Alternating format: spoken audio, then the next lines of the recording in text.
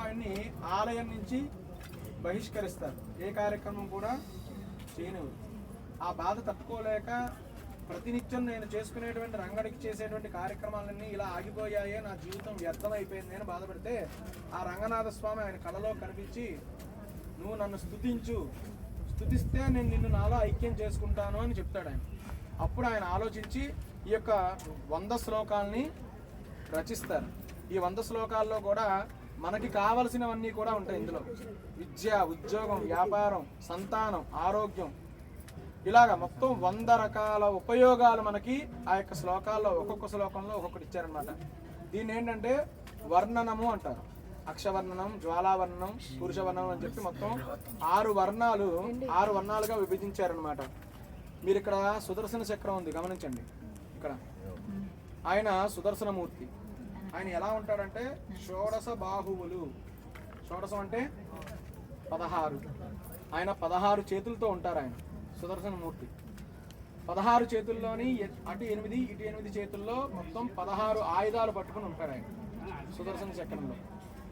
ఈ చక్రం ఉంది చూసారా, అది జ్వాలావర్ణనం అంటారు.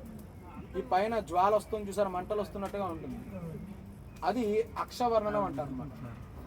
ఈ వర్ణాలు అన్నిటికీ సంబంధించి మొత్తం 100 శ్లోకాలు ఆయన రచించారు.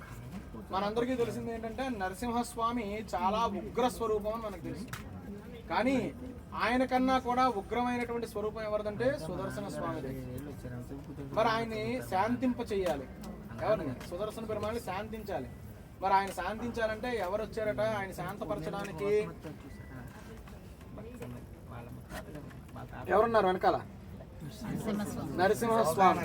ఆయన యోగముద్రలో ఉండి నాయన నేనే ఉగ్రస్వరూపం, నువ్వు ఇంత ఉగ్రంగా ఉంటే లోకం తట్టుకోలేదు అని ఆయన్ని శాంతింప చేయడం కోసం ఆయనకి వెనక భాగంలో యోగముద్రలో ఆయన ఉంటారన్నమాట. అందుకనే సుదర్శనం, నారసింహం ఇద్దరం కలిపే ఆ చక్రంలో ఉంటారు. మనం ఇప్పుడు చేసే హోమం కూడా ఇద్దరికి కలిపే చేస్తున్నాం. ఒకటి సుదర్శన శతకం చదువుతున్నాం, రెండవది ఉగ్రం వీరం మహావిష్ణువు అంటే నరసింహస్వామి స్తోత్రంతో ఇద్దరిని కలిపి హోమం చేసుకుంటున్నాం. అంటే ఒకరు ఉగ్రంగా ఉన్నా ఒకరు శాంతించి మమ్మల్ని ఎప్పుడు కూడా రక్షించండి అని చెప్తూ వారిద్దరికీ ఇష్టమైనటువంటి ద్రవ్యాలు దానిమ్మ గింజలు, తెల్ల నువ్వులు నరసింహస్వామి చాలా ఇష్టం. అందుకని ఈ రెండింటితోని హోమం చేస్తున్నాం అనమాట. ఇప్పుడు మనకి 25 శ్లోకాలు పూర్తయ్యాయి. ఇప్పుడు కంటిన్యూ అవుతున్నాం అనమాట. గోవిందా.